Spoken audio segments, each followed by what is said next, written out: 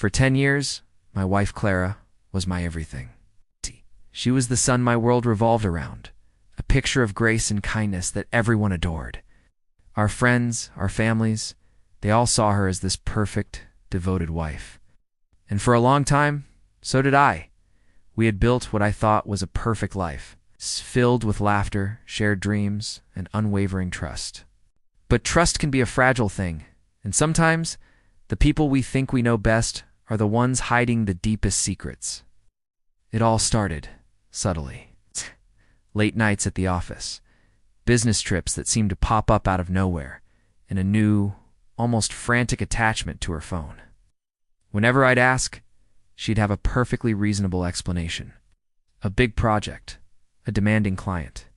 She'd smile that sweet smile of hers, kiss my cheek, and call me silly for worrying. And I believed her. Why wouldn't I? This was Clara, my Clara. Doubting her felt like doubting the sky was blue. But the seed of doubt, once planted, is a stubborn weed. I started noticing small inconsistencies. The name of a colleague she mentioned didn't match the one her company directory listed. The conference in another city coincided with a music festival a friend of mine attended. I felt like I was going crazy, piecing together a puzzle I didn't want to solve. I confronted her gently, but she turned it around on me, as being insecure, controlling, trying to sabotage her career. She was so convincing that even I started to question my own sanity. The turning point came on our anniversary. I had planned a surprise dinner, but she called to cancel, her voice strained. "Another work emergency," she said. She sounded genuinely upset, and a part of me felt guilty for ever doubting her.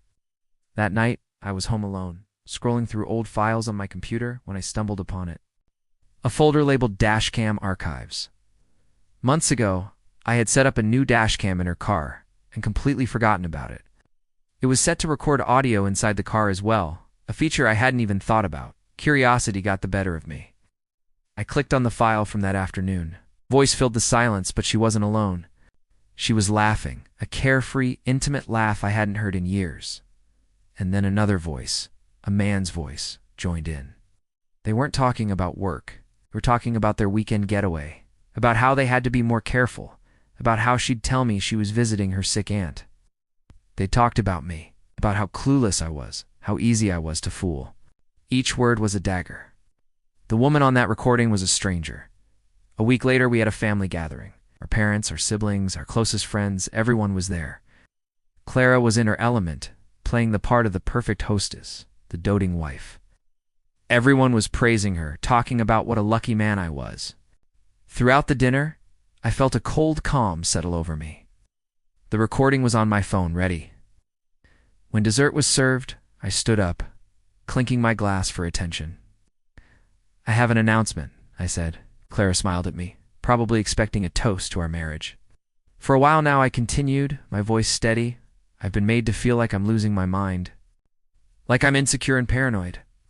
Clara has been working so hard, and I've been unsupportive. She nodded, a look of faux sympathy on her face. But I've realized she's right, should trust what I hear. So, I want to share something with all of you, a recording that proves just how dedicated my wife really is. I hit play. The room fell silent, replaced by the sound of her laughter, his voice, their plans, their deception. I watched as the color drained from Clara's face. The smiles on our family's faces melted into shock, then confusion, then horror. They weren't looking at me with pity anymore. They were looking at her. For the first time, they were seeing the person I had discovered on that recording. When it finished, the silence was deafening. Everyone believed she was innocent, till they heard the truth she never knew I had. My perfect life was a lie, but at least finally, everyone knew it. And that was just the beginning. Thanks for listening to my story. If you've been through something similar or just want to see what happened next, make sure to subscribe. There's a lot more to tell.